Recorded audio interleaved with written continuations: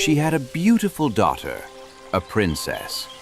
When the princess grew up, she was promised in marriage to a prince who lived far away.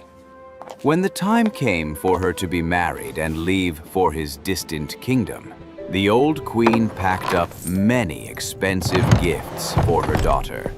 Vessels and utensils of gold and silver, jewelry, cups, and other treasures fit for a royal dowry, for she loved her daughter deeply. She also assigned a chambermaid to travel with the princess and deliver her safely into the prince's hands. Each of them received a horse for the journey. The princess's horse was named Falada, and he could speak. When the moment of departure came, the old queen went into her chamber, pricked her finger with a knife until it bled, then handed the cloth to her daughter, saying, "Take good care of these, for they will be of service to you on your way." With tears, they said goodbye to each other. The princess tucked the cloth into her bosom, mounted her horse, and began her journey to her bridegroom.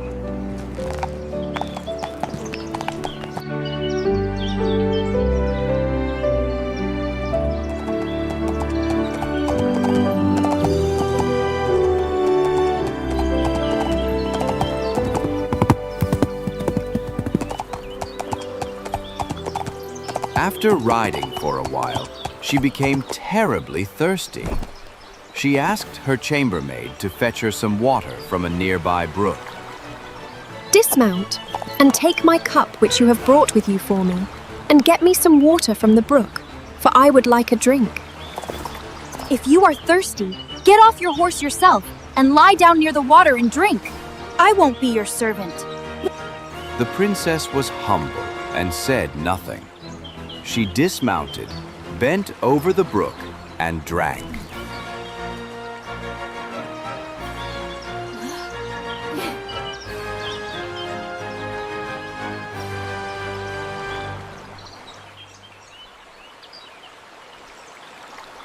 Oh, Lord. If this your mother knew, her heart would break in two.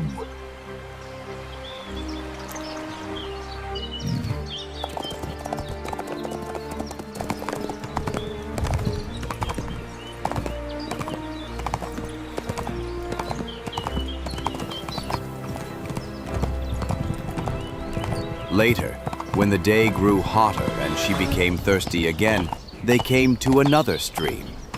Once more, she asked her chambermaid to bring her some water. "Dismount and take my cup which you have brought with you for me, and get me some water from the stream, for I would like a drink." If you want a drink, get it yourself.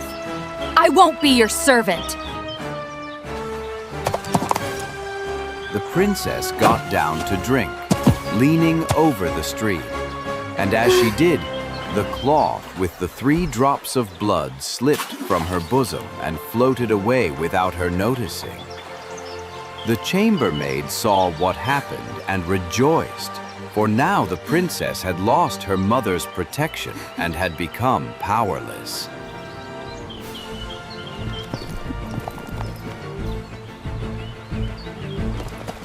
I belong on Falada.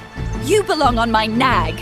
With harsh words, the chambermaid ordered the princess to take off her royal clothes and put on her maid's shabby garments. Take off your royal gown and give it to me now.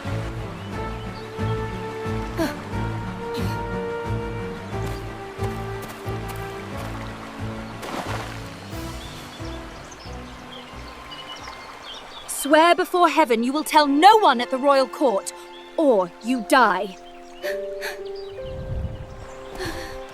I swear, I will tell no one. Falada saw everything and remembered it well. Then the false bride, the chambermaid, mounted Falada, while the true princess had to ride the maid's poor horse. They continued their journey until they finally reached the royal palace. There was great celebration upon their arrival. The prince hurried to meet them, lifted the false bride from her horse, and took her upstairs, thinking she was his promised bride. The true princess was left standing below in the courtyard. The old king looked out of his window, saw the girl waiting there, and noticed how fine and beautiful she was. Curious, he went to the bride's chamber and asked who the girl was. Forgive my curiosity, princess, but who is the fair maiden that you rode in with? I picked her up on my way for a companion. Give the girl some work to do, so she won't stand idly by. I have a little boy who tends the geese. She can help him. The false bride feared that Falada might reveal her secret, so she demanded that the talking horse be killed. Dearest husband, I beg you to do me a favor. I will do so gladly. Then sent for the knacker, and have the head of the horse which I rode here cut off, for it angered me on the way. Most certainly. And so it happened that Falada had to die. The true princess heard about this and secretly promised the knacker a piece of gold if he would do her a small favor. There was a large, dark gateway in town, through which she had to pass every morning and evening while driving the geese.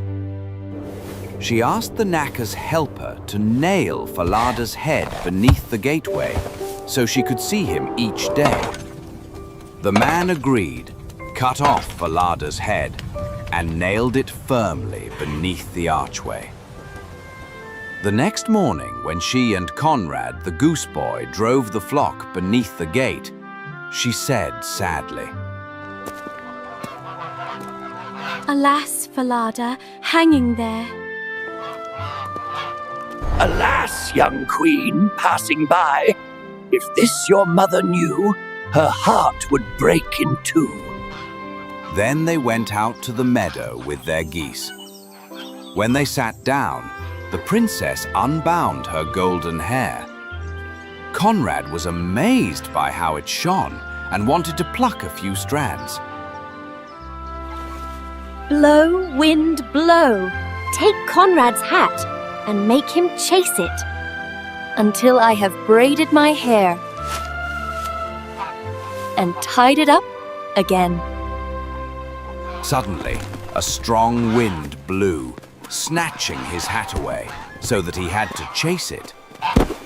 When he came back, she had already finished braiding her hair, and he couldn't get a single strand. Angry, he refused to speak to her for the rest of the day. That evening, they returned home. The next morning, they again passed beneath the dark gateway. Alas, Falada, hanging there. Alas, young queen, passing by, if this your mother knew, her heart would break in two. In the meadow, she sat down once more and began to comb her hair. Conrad tried again to grab some. Blow, wind, blow. Take Conrad's hat and make him chase it until I have braided my hair and tied it up again. The wind immediately blew off his hat, and Conrad had to run after it. By the time he returned, she had finished.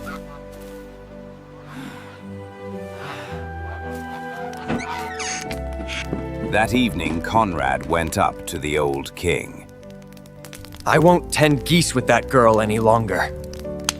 Tell me, boy, what does she do to anger you so?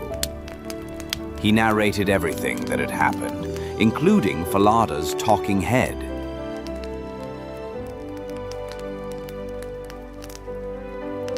See? That is why I cannot bear her. The old king told him to take out the flock again the next day.